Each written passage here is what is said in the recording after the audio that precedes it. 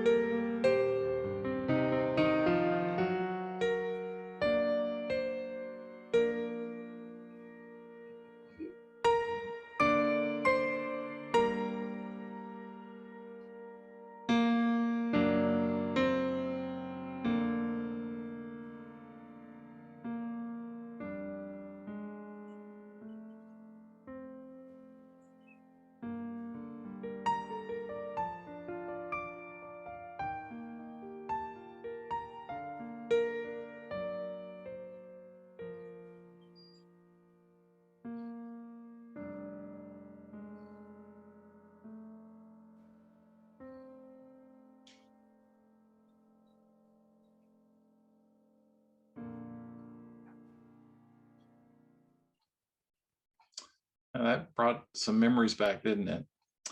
Well, Sister Carrie picked and selected two songs that she wanted to be played today. And the first one is song 151, He Will Call.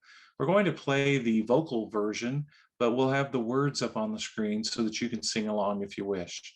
So song number 151, He Will Call.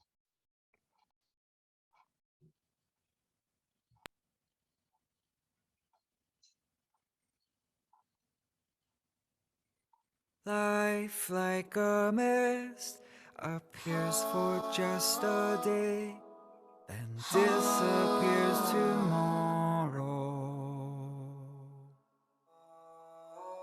All that we are can quickly fade away, replaced with tears and sorrow.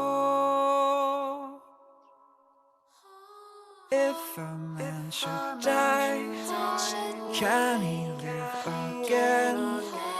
Hear the promise God has made. He will call, the dead will answer. They will live at his command, for he will have a longing for the work of his own hand. So have faith and do not wonder, for our God can make us stand, and we will live forever as the work of his own hand. Friends of our God, though they may pass away, will never be forsaken. All those asleep, who in God's memory stay, from death he will awaken. Then we'll come to see all that life can be, paradise eternally.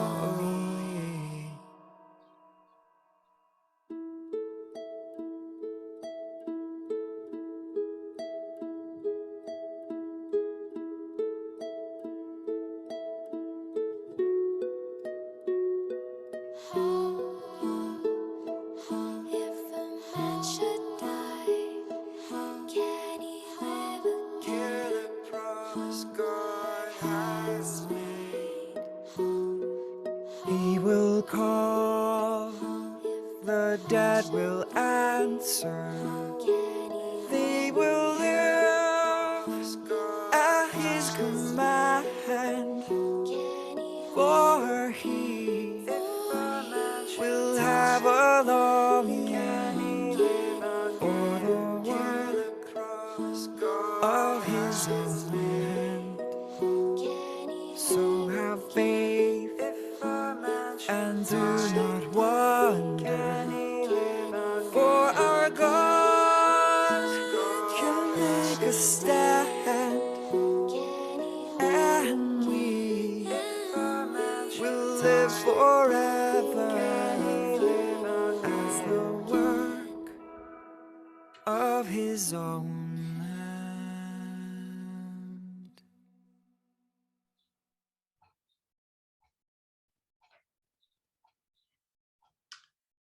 Sometimes when someone dies, we're told that, well, they're in a better place now, as if death was a friend or something to be welcomed.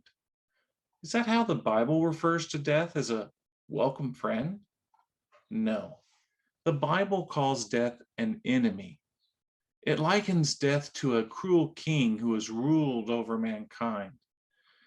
Death is an adversary of such power that no human can resist it. It tracks us down. It pursues us relentlessly.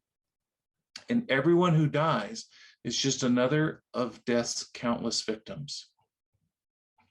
True Christians see death not as natural, but as horrible, unnatural, for it's a direct result of sin and rebellion against God. And it was never a part of God's original purpose for mankind. For thousands of years, man has sought out wisdom about life and death. Today, we will use the Bible to understand these issues and to answer common questions that are brought up when experiencing the death of a dear friend or a beloved family member. Today, we will also take some time to remember our dear friend, Charlene CAREY.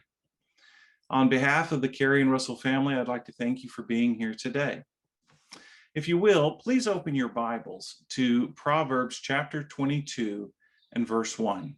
And let's consider what the Bible has to say about a person and their reputation. That's Proverbs 22 and verse 1. It says, "A good name is to be chosen rather than great wealth. To be respected is better than silver and gold." Some people choose to pursue wealth at all costs, but they end up with a bad name or reputation. Others, like Charlene, chose to focus on a good name. Everyone who knew Charlene felt that she was a joy to be around. I mean, she was a sweet person who cared about others, and she always had a smile on her face. So was she respected? Yes, she certainly was. She was also respected for her spiritual qualities and focus. She put her worship of Jehovah, God, above all other things in life. It is very evident that she wanted to help others to also come to know Jehovah and his son, Jesus Christ. And let me bring up a photograph that I'm going to share with you. There we go. She was active in her ministry, and including in recent years at her own special territory at the nursing home there here in Breckenridge. She made a commendable effort to visit with everyone, all of the other patients, the residents, including the nurses, and she told them about the good news of God's kingdom. As you can see in the picture here, this was a small study group that we had on a weekly basis there at the nursing home. And it was in no part due to Charlene making sure that everyone knew about it, everyone was there. She talked and she invited people to it, and it was a lively little group. And so we very much miss for the past year and a half not being able to go in the nursing home and see those folks and to share the Bible truths with them. But Charlene took advantage of that rare opportunity of being in that facility to help those who were there. So we do appreciate it.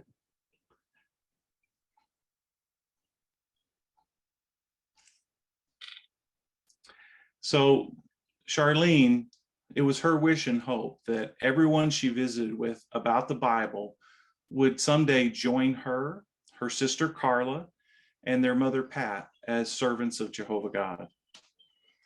For many years, you could always depend on Charlene to bring a large group of her family to the annual memorial of Christ's death. And she did this out of love for Jesus' sacrifice, but also out of a deep love for her family. Carol Charlene Russell was born on December 22nd, 1944 in Cisco, Texas, to her parents, Pee Wee and Pat Russell. Later, Charlene married Sonny CAREY in 1964, and they had two children, Crystal and Rusty. She started to study the Bible with Jehovah's Witnesses and then dedicated her life to serving God. She was baptized on July 31st, 1970, which was 50 years ago. Charlene was preceded in death by her parents, both her parents, and her daughter, Crystal. She is survived by her son, Rusty CAREY, and his wife, Tammy, and their three sons, Clint, Justin, and Cole CAREY, and also by Crystal's daughter, Casey, and her son, Ryan. They also have she had 5 great-grandchildren and many other family members. She is survived by her siblings, David Russell and his wife. Sorry, I couldn't read my own typing. David Russell and his wife, Lisa, Tim Russell and his wife, Stephanie, Jack Russell and his wife, Tracy, all of Breckenridge, and her sister, Carla, and her husband, John Robinson of Cylinder, Iowa. Now, I've known Charlene for the past 40 years, but I'd like to visit with a couple of brothers who have known her for even longer than that. So let us first start off with talking with Brother Dave Markham. Dave, what can you tell us about Sister Carey? Well, some 43 years ago, before I was baptized and I was studying the Bible, I met Charlene and her family. Then I got baptized. The one thing I recall is that Charlene and her mom, Pat Russell, summarized paragraphs when they made comments, but I usually just made a comment that was 1 or 2 words like Jesus Christ or Jehovah, or yes and no. Their comments and others encouraged me to expand in my comments, but to not summarize the whole paragraph as some of us have the tendency to do. Years later, though, when I was first married in the truth to Shirley, her and I would take Charlene and Pat to the Circuit Assembly. You may recall going to the Circuit Assembly in Arlington, Texas. And we found out during those trips that that was the only time that they ever left Breckenridge, which was so surprising to us. Nevertheless, we had a good time before and after the assemblies, chatting and stopping to eat. And of course, at that time, we didn't have McDonald's here in Breckenridge. So we drive through McDonald's and have something to eat, which was very, very encouraging. There were several months between the difference when Charlene and I were born, and she would mention that almost every time that her and I would talk to each other before the pandemic. It was sort of like it made us close friends since we were already spiritual brothers and sisters. During the memorial campaign of Christ's death just recently, she was thrilled to ask for more invitations so she could mail them or give them out at the nursing home until things actually were shut down completely when she developed shingles. It was so disappointing to her because she loved, as you brought out, sharing the invitations and the good news to anyone.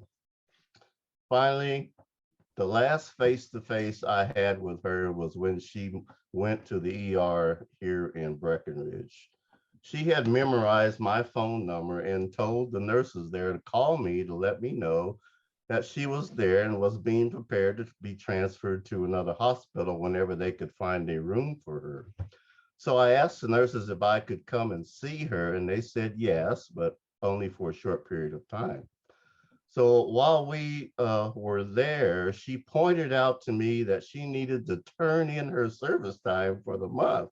She was sorry that she could not do that. So I told her that she could do it later on, not knowing what was going to happen, of course. It really just showed where her thinking was most of the time, usually on spiritual things and talking about the good news. I suppose I was the last person in the congregation to see her alive, not knowing what was going to take place. So I said a brief prayer with her to comfort and give her hope, as she always enjoyed prayers by the brothers. That was the last time she thanked me, and I am happy she called me. Thank you for sharing that, your memories of Charlene with us. Thank you, Dave. And we have another brother that we wanted to also talk to who may have known Charlene just a little bit longer, and that's Brother Matthew Regals. Well, I met Charlene when I was 13 years old. We moved to Breckenridge in August of 1971. And she and her mom, as well as a few others, the Moores, were already in this little isolated group.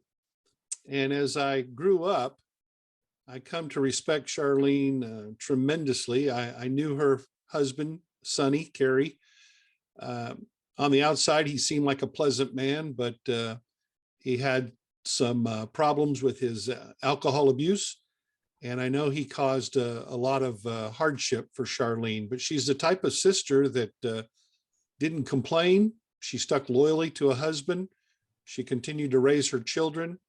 I remember how she would make sure that even though Sonny didn't want to always give her money for those circuit assemblies and the conventions, that she found a way. She found a way to get some money and bring her children to the assemblies. And I truly respect that for a sister with an unbelieving mate. I remember that you could just sit and be guaranteed that her and Pat were going to be out in service on Saturday. That's what she did. She had a wonderful magazine route where she loved to visit with people and take them the latest copies of the Watchtower and Awake magazine. She always gave, like Dave said, I really respected, and she helped me learn how to give better comments. She was only good for one or two comments during a meeting, but they were spot on. And you could tell she had thought about the lesson. She wanted to make sure she expressed herself. And I respect that. I respect that very much. She was faithful, loyal. I remember driving out on the Graham Highway when she was taking care of Pat as Pat got older and making shepherding calls. She never complained. She kept her flowers growing outside. She kept the house in good shape. She was just one of those people that bring honor and glory to Jehovah because of the way she lived her life. And to be someone who has stayed 50 years in the same congregation, you don't find that. You don't find that today, especially living here in Fort Worth. I see people move around all the time, but she was a rock. She was steady. She was dependable. She was loyal. And I listened to Wendy, even during our last pioneer class that we just went through, talking about how well she was respected in the nursing home, her witnessing campaign. And you just got to admire, and you know that Jehovah will never forget such a loyal, dedicated servant. Thank you, Brother Regals. Appreciate it very much. Yeah, I think that kind of sums up my thoughts as well. As Charlene was consistent. She was a rock. She was always there. And of course, when health got bad toward the end, we all understood that she was on the phone. She was on the meeting still. So what a very fine example for all of us to contemplate. Well, as one of Jehovah's Witnesses, Charlene had studied the Bible and came to a clear understanding of many of the questions that mankind have asked, such as why do we die, and what is the condition of the dead, and do we have a hope of seeing our dead loved ones again? As I said at the beginning, we hate death. It's our enemy. And that's because Jehovah created us with everlasting life in mind. At Genesis 2:15 through 17, it tells us that God settled our first parents in the Garden of Eden and told them to expand that paradise earthwide. He designed our bodies to keep renewing themselves. So really, there was no reason to fear death, except if they disobeyed the one law that Jehovah had given them, not to eat of that one tree in the center of the garden. In the Christian Greek scriptures, the apostle of Jesus was inspired to write about what happened there in Genesis. So let's review what he wrote, and that's in Romans chapter 5 and verse 12. Romans 5, verse 12. It says, that is why, just as through one man sin entered into the world, and death through sin, and so death spread to all men because they had all sinned. So when you drop down and read verse 14, the Apostle Paul identifies that first man as Adam, our forefather, as the one who sinned, and that sin spread death to all of his descendants. So really, we know why we die. It's because of sin. But what is the condition of the dead? Well, most of the world's religions, of course, teach that death does not end life, that many teach you either go on to heaven or to a burning fiery hell. And others teach that you're reborn into a new body. But what does the Bible teach? Well, join me in Psalm, the 146th Psalm, and let's read verse 4. 146th Psalm, verse 4. It says, his spirit goes out, he returns to the ground, On that very day, his thoughts perish. So when we die, our thinking process stops. We're no longer aware of anything. The verse mentions our spirit going out, and this is not the person himself. This is referring to the life force, the breath of the body. Now, another few verses in the Bible verify what we're talking about. Let's go to Ecclesiastes chapter 9, and then we'll start with verse 5. Ecclesiastes 9:5. It says, "For the living know they will die, but the dead know nothing at all, nor do they have any more reward, because all the memory of them is forgotten." And then drop down to verse 10. It says, "Whatever your hand finds to do, do with all your might. For there is no work, nor planning, nor knowledge, nor wisdom in the grave where you are going." So the Bible teaches that our dead loved ones simply cease to exist. They are no longer aware of anything. Jesus said his friend Lazarus was asleep when he had died. When we're sleeping, are we aware of what's going on around us? Of course not. Well, the same is true of our dead loved ones. They aren't looking down on us, they can't help us, and they can't harm us. So is that it? We just cease to exist? Well, thankfully, no. The Bible holds out a hope that millions who have died will live again. Let's turn in our Bibles to the last book of the Bible, Revelation chapter 21, and let's read this in verse 4. Very familiar scripture to most of us here today. Revelation 21:4. Speaking of God, it says, "And he will wipe out every tear from their eyes, and death will be no more. Neither will there be mourning, nor outcry, nor pain anymore, for the former things have passed away." So here's a promise that death will be no more. And this is a direct result of Jesus giving his perfect life on behalf of the one that Adam lost. So no more sin means no more death. But what about those who have already died? Well, let's turn to 1 Corinthians chapter 15, 1 Corinthians 15, starting in verse 20. It says, "But now Christ has been raised from the dead, the first fruits of those who have fallen asleep in death. For since death came through a man, resurrection of the dead also comes through a man. For just as in Adam all are dying, so also in the Christ all will be made alive." So Jesus' death provided the ransom needed for the resurrection of the dead. The Bible book of Revelation mentions 144,000 who will rule with Jesus in the heavens as kings and priests. This limited number will receive a resurrection to the heavens. But what about all the others who have died? Well, let's just refer to Luke 23:43. You'll recall this account where Jesus is dying on the torture stake. He told one of the men hanging next to him, "Truly, I tell you today, you will be with me in paradise." Now, was Jesus referring to heaven as a paradise or to a cleansed earth under his kingdom rule? Well, we have a clue in Matthew chapter 5 and verse 5. So join me there. Matthew 5:5. Here on the Sermon on the Mount, Jesus said, "Happy are the mild-tempered, since they will inherit the earth." So did Jesus say the meek will inherit the heavens? No, he said the earth. Jesus gave a preview of this power he would be given to raise the dead. During his 3.5-year ministry on the earth, he raised 3 different people from the dead, including his dear friend Lazarus. You'll recall that before he raised his friend Lazarus, that he wept. This teaches us how much that Jesus and his Father care about us and about the pain we experience when we lose a loved one in death. Note this comforting thought brought out at Job 14:14 and 15 that our opening song was based on. Job 14:14 and 15. It starts by asking a question. If a man dies, can he live again? I will wait all the days of my compulsory service until my relief comes. You will call, and I will answer you. You will long for the work of your hands. So, how comforting. Jehovah has a longing or a yearning to resurrect his faithful servants.